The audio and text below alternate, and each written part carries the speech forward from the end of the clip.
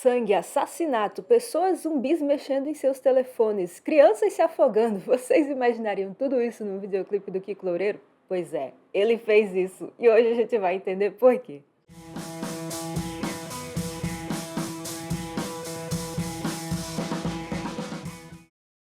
Oi, eu sou a Priscila, esse é o Jardim Sonoro e aqui a gente fala sobre rock e metal, um pouquinho de indie, um pouquinho de pop também. E hoje a gente vai comentar sobre o álbum novo do Kiko Loureiro. Novo entre aspas, né, que ele é de 2020, mas por que do nada assim vamos falar de um álbum de 2020 do Kiko Loureiro? Para quem não sabe, ele está na iminência aí de vir para o Brasil, ele está com shows marcados de junho até agosto, se eu não me engano. Então ele vai fazer uma longa turnê aqui pelo Brasil. E nessa turnê ele promete, óbvio, tocar as músicas do Angra, do Megadeth e também da sua carreira solo. E como pouca gente conhece a carreira solo do Kiko Loureiro, eu resolvi falar um pouquinho sobre ela aqui hoje, mais especificamente focando no último álbum dele. Eu confesso que, assim, do trabalho solo do Kiko Loureiro, eu só conhecia mesmo No Gravity, que foi o primeiro álbum dele. Acho que deve ser 2004, deve fazer uns 10 anos esse álbum aí.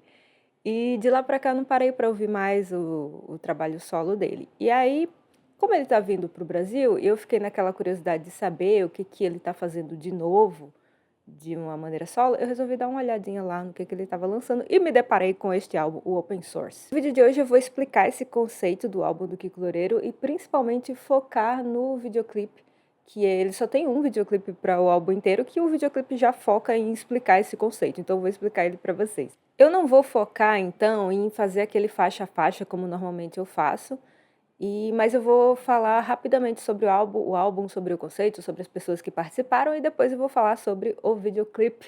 Se você quiser saber só sobre o videoclipe, então fica de olho que eu vou deixar aqui na tela para você ver o tempo do vídeo que eu falo já sobre o videoclipe. Se você quiser pular para assistir só essa parte, então já está aí o tempo exato para você. Só não deixe de assistir esse vídeo completo ou de assistir alguma parte e voltar depois, enfim. Não deixa de ver esse vídeo, se inscrever aqui no canal, compartilhar com seus amigos, deixar seu like, seu comentário, porque é assim que você ajuda os criadores de conteúdo na internet, né? Você já sabe. Bem, para entender o conceito desse álbum, antes de mais nada, a gente tem que entender o que é open source, né? Que é o título do álbum. Open source é o nome que você dá para algum software que ele tem código aberto. Então, quem é da área de tecnologia vai entender isso muito bem, né? Que é quando você disponibiliza um software, um programa para alguém e você deixa ele de forma aberta, o código dele é aberto, disponível para que outras pessoas possam fazer modificações nele. E com isso você pode assim contribuir para melhorar ou adaptar aquele software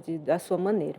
E o que isso tem a ver com o álbum do Kiko Loureiro? Segundo ele, a ideia dele para lançar esse álbum era tornar a música mais global, né? Ele fala de um conceito de globalização da música.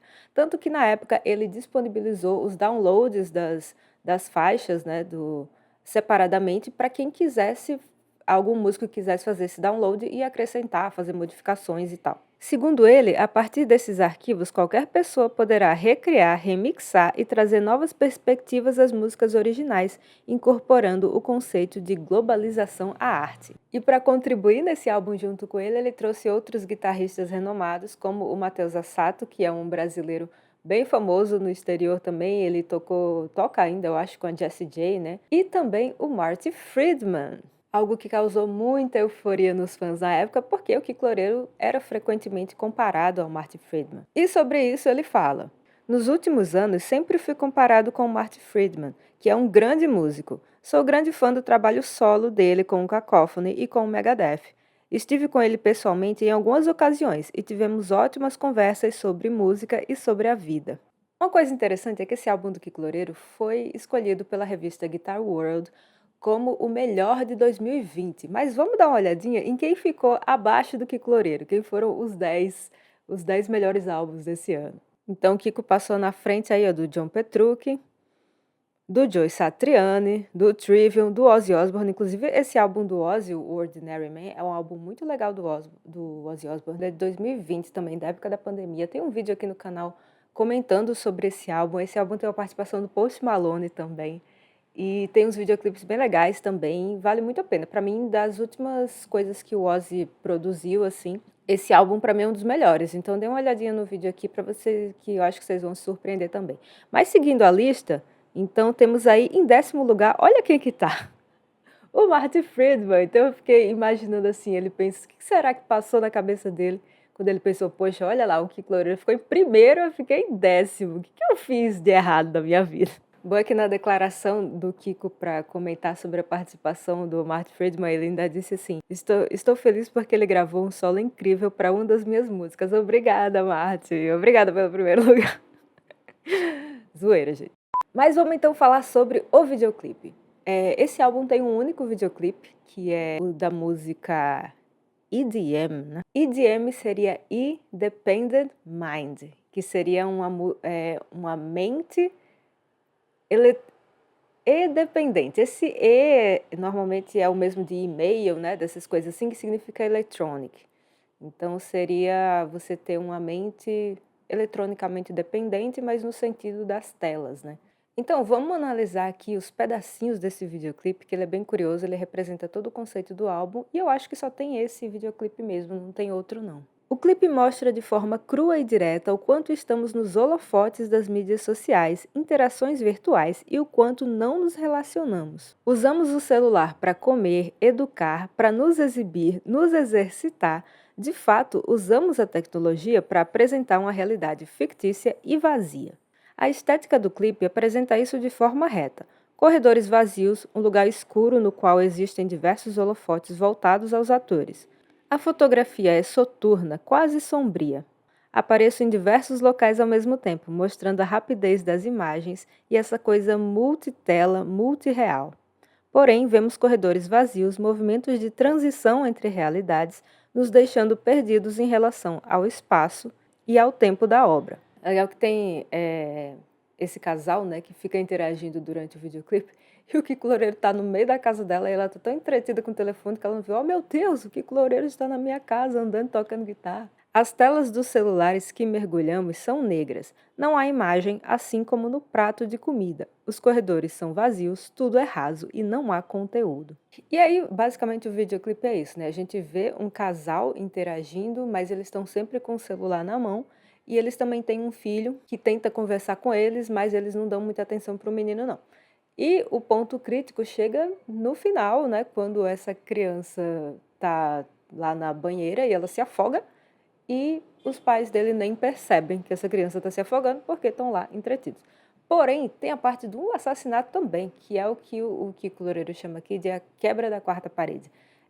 Para quem tem um conhecimento mínimo aí de cinema, já deve ter ouvido as pessoas falando sobre isso, que a quebra da quarta parede é quando você tem uma ação acontecendo no filme e de repente você, telespectador, também é envolvido nessa ação. E aí tem a cena que a mulher pega uma faca e começa a dar facada na tela, assim, matando você, telespectador. E sobre isso o Kiko Loureiro explica.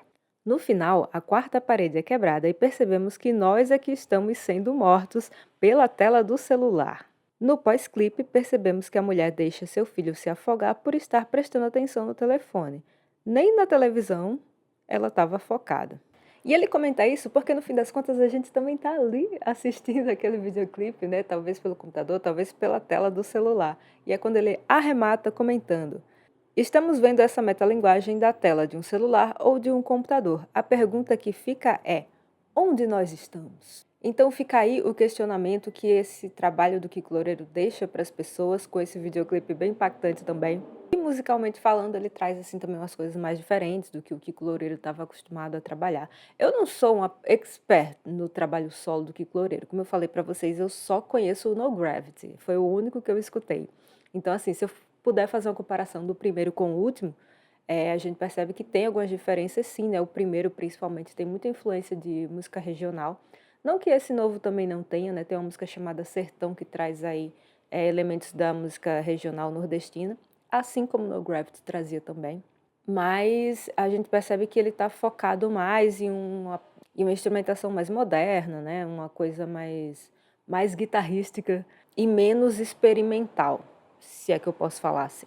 Mas tudo isso sem deixar de lado a característica principal do Kiko Loureiro, né, que são os fraseados dele. Isso aí está sempre presente, nunca vai deixar de existir na obra dele, porque isso aí é a cara dele. Além do Matheus Assato e do Marty Friedman, outros artistas também ajudaram ele nessa gravação, como o Felipe Andreoli e o Bruno Valverde do Angra, os dois do Angra, né? Tocando respectivamente aí baixo e bateria. Então já deixa aí nos comentários qual que é o seu trabalho solo preferido do Kiko Loureiro, ou qual a sua fase preferida do Kiko Loureiro, se você gostava mais dele no Angra, no Megadeth, se você vai nos shows do Kiko Loureiro aqui no Brasil. Não esquece de curtir esse vídeo, compartilhar com seus amigos e de se inscrever aqui no canal. A gente se vê depois. Até lá!